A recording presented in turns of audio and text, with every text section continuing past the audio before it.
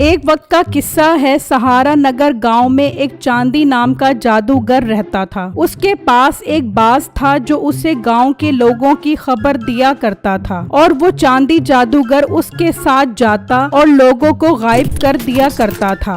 वो लोग गायब होकर जंगल में एक गुफा में कैद हो जाते थे। किसी को भी कुछ समझ नहीं आ रहा था कि आखिर लोग कहाँ गायब हो रहे हैं। ये हम कहाँ गए? वो जादूगर हमारे साथ क्या करेगा? भाई अब तो हमें मरने का इंतजार करना पड़ेगा, कोई हमें नहीं बचाने आएगा। ये कहकर वो सब रोने लग जाते हैं। उसी गांव में एक बिट्टू नाम का लड़का अपनी बीवी के साथ रहता था। अजी पानी खत्म हो गया है, मैं दरिया पर जा रही हूँ पानी भरने के लिए। ठीक है बेगम, ख्याल से जाना। आप फिक्र मत करो, मैं यूँ गई और यूँ आई। उसकी बीवी पानी भरने के लिए निकल जाती है और जब तालाब पर पहुंचती है तो उस जादूगर का बाज उसे देख लेता है और जाकर उसे बताता है, मालिक एक औरत तालाब पर पानी भरने के लिए आ गई है, चलो उसे गायब करके गुफा में कैद कर देते हैं। बहुत अच्छा काम कर रहे हो तुम मेरे प्यारे बाज। बस थोड़े ही टाइम बाद एक एक करके गांव के सारे लोगों को गुफा में कैद कर देंगे और उन सब के खून की बलि देकर हम हमेशा हमेशा के लिए दुनिया पर हुकूमत करेंगे। मालिक अब तो गांव में बहुत थोड़े लोग रह गए हैं, हमारा मकसद जल्दी पूरा हो जाएगा। हाँ तुम ठीक कह रहे हो, चलो नदी पर चलकर उस औरत को गुफा में कैद करते हैं। जादूगर और उसका बाज निकल पड़ते हैं और नदी पर पहुंच जाते हैं और बिट्टू की बीवी को भी गायब कर देते हैं। वो भी गुफा में उन कैदियों के पास पहुंच जाती है। शाम होती है तो बिट्टू बहुत परेशान हो जाता है कि उसकी बीवी अभी तक वापस नहीं आई। ये मेरी बेगम अभी तक वापस क्यों नहीं आई? कहीं किसी मुसीबत में तो नहीं फंस गई? मुझे जाना पड़ेगा। बिट्टू अपनी बीवी को ढूंढने के लिए निकल जाता है और जब तालाब पर पहुंचता है तो वो वहां मौजूद नहीं होती। बिट्टू बहुत ज्यादा परेशान हो जाता है। लोगों के इस तरह अचानक गायब होने की वजह से लोग बहुत परेशान हो जाते हैं। सरपंच साहब, मेरा भाई पिछले 4 दिनों से लापता है, उसकी कोई खबर नहीं है, वो कहाँ चला गया है? सरपंच साहब, मेरा बेटा भी पिछले कई दिनों से गायब हो गया है। मैं बहुत परेशान हूँ उसके इस तरह अचानक गायब होने की वजह से। इतनी देर में बिट्टू भी वहाँ पहुँच जाता है। सरपंच साहब, मेरी बेगम तालाब पर पानी भरने गई थी, शाम तक वापस नहीं आई तो मैं उसे देखने गया, वो तालाब पर मौजूद नहीं थी, जाने उसे कौन उठा कर ले गया। ये तो बहुत परेशानी की बात है, आखिर इस गांव के लोग एक एक करके गायब कहाँ हो रहे हैं? सरपंच साहब, मुझे तो ये उस खबीज जादूगर का काम लगता है जो सहारा नाम के घने जंगल में रहता है। तुम उस जादूगर के बारे में कैसे जानते हो?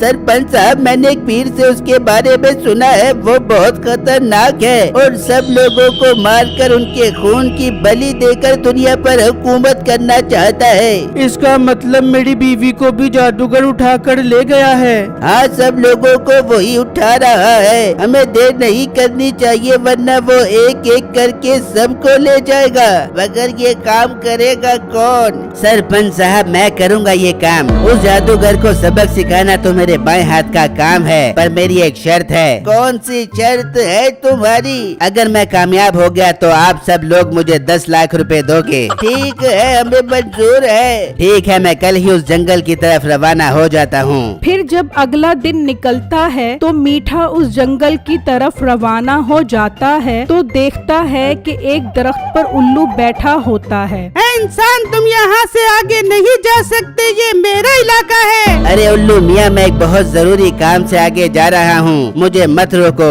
नहीं, तुम एक शर्त पर ही आगे जा सकते हो, पहले तुम्हें मेरे एक सवाल का जवाब देना होगा। कैसा सवाल है उल्लू मियाँ? तो सुनो सवाल, अगर एक तरफ हीरे और सोने हो और एक तरफ चांदी, तो तुम क्या लेना पसंद करोगे? अरे उल्लू मियाँ, ये कौन सा मुश्किल सवाल है। मैं तो हीरे और सोना ही लूँगा। तुम्हारा जवाब गलत हुआ। अब तुम सजा के लिए तैयार हो जाओ।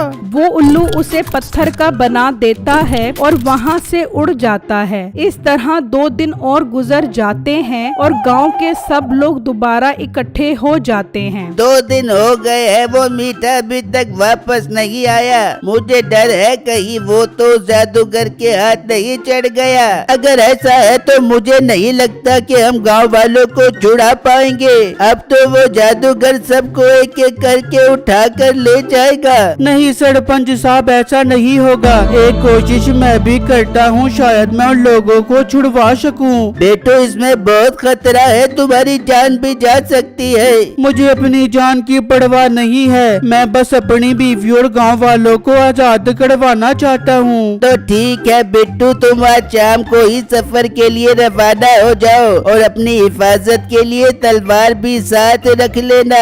फिर शाम में बिट्टू सफर के लिए रवाना हो जाता है तो उसका गुजर उसी जंगल से होता है। तो वहाँ वो उल्लू उसे रोक लेता है। और लड़के, तुम मेरे सवाल का जवाब दिए बगैर आगे नहीं जा सकते। उल्लू भाई, आप कौन हो? मैं तो जादूगर के चंगुल से गांव वालों को छुड़वाने जा रहा हूँ। पहले मेरे सवाल का सही जवाब दो। अगर गलत जवाब दिया तो मैं तुम्हें पत्थर का बना दूंगा। कैसा सवाल है उल्लू भाई? तो सुनो, अगर एक तरफ हीरे और सोना हो और एक तरफ चांदी, तो तुम क्या लेना पसंद करोगे? बिट्टू थोड़ा सोचता है और जवाब देता है, मैंने हीरे और सोने का क्या करना, मैं चांदी लेना पसंद करूँगा। तुम्हारा जवाब बिल्कुल सही है। तुम जिस जादूगर से गांव वालों को छुड़वाने जा रहे हो उसका नाम चांदी जादूगर है और तुमने चांदी का इंतखाब किया। अब मैं तुम्हें रास्ता बताऊंगा कि तुम कैसे गांव वालों को छुड़वा सकते हो। उसके लिए तुम्हें उस जादूगर को खत्म करना होगा और उस जादूगर की जान उसके बाज में है। पर मैं उस बाजू को मारूंगा कैसे? अब ये तुम्हारा काम है। वो जादूगर रात में सोता है लेकिन उसका बाज नहीं सोता और वो उस जादूगर की हिफाजत करता है। उल्लू भाई, ये तो बहुत मुश्किल काम है। काम तो मुश्किल है, लेकिन अगर तुम्हारा इरादा मजबूत है तो तुम जरूर कामयाब हो जाओगे। मैं बस इतना कर सकता हूँ कि मैं तुम्हें उस जादूगर की गुफा तक पहुँचा सकता हूँ। आगे तुम्हारा काम है। उल्लू बिट्टू को गायब कर देता है और वो उस जादूगर की गुफा तक पहुंच जाता है। अच्छा, तो जादूगर इस गुफा में रहता है, मगर मैं इसको मारूंगा कैसे समझ नहीं आ रहा। अभी तो दिन का टाइम है, जादूगर जाग रहा होगा। मैं अभी छुप जाता हूँ, फिर कोई हल निकालूंगा।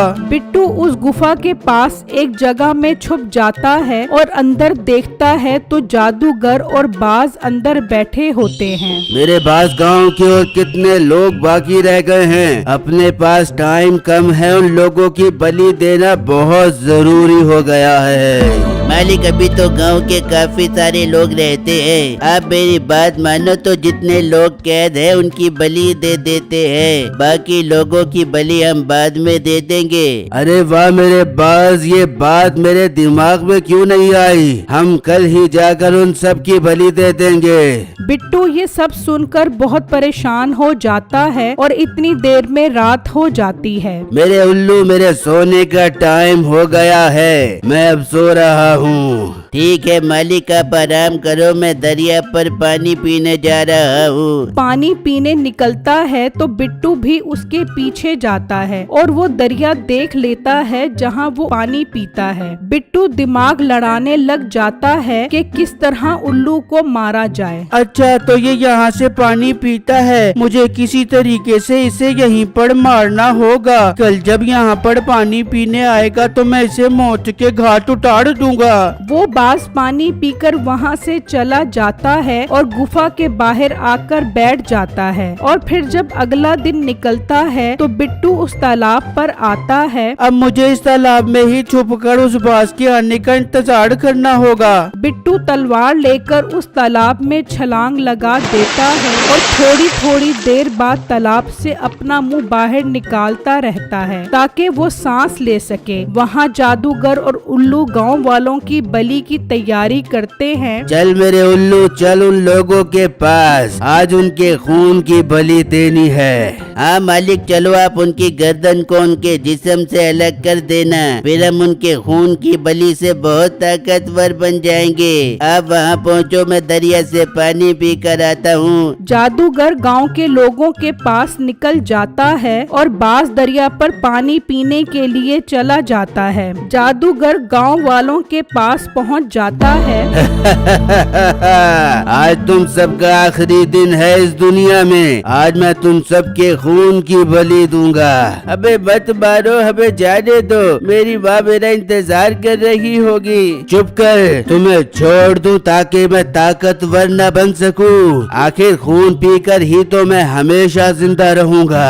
सब लोग उससे अपनी जिंदगी की भीख मांगते हैं। वहाँ वो बांस दरिया पर पहुँच जाता है तो बिट्टू उसे देखकर दरिया में चला जाता है। वो बाज आकर पानी पीने लग जाता है तो बिट्टू दरिया से निकलकर उस पर तलवार से वार कर देता है और वो बाज मर जाता है। उसके मरते ही उस जादूगर को आग लग जाती है और वो जलकर कोयला हो जाता है। बिट्टू दोबारा उस उल्लू के पास पहुंच जाता है और उसे बताता है कि उसने उस बाज को मार दिया है। उस बाज को मारना कोई आसान काम नहीं था। तुमने ऐसा करके साबित कर दिया है कि तुम्हारा इरादा मजबूत है। उल्लू भाई, मेरे गांव वाले कहाँ पर हैं? मैं उनके पास जाना चाहता हूँ। हाँ, मैं तुम्हें उसके पास पहुँचा देता हूँ। उल्लू बिट्टू को गायब कर देता है और वो उन सब के पास पहुंच जाता है। बिट्टू को देखकर वो सब खुश हो जाते हैं और सबको ले जाता है। मुझे तो लगता है उस जादूगर ने बिट्टू को भी पकड़ लिया है। अब हम कभी गांव वालों को नहीं बचा पाएंगे। वो अभी बात कर रहे होते हैं कि वो सब वहाँ पहुँच जाते हैं। उन्हें देखकर सब खुश हो जाते हैं। वाह बिट्टू, तुमने तो कमाल कर दिया। ये तुम कैसे गांव वालों को छुड़ा कर आए हो? बिट्टू उन्हें सारा वाकया बताता है, जिसे सुनकर वो सब बहुत खुश हो जाते हैं और सबकी उस जादूगर से जान छूट जाती है।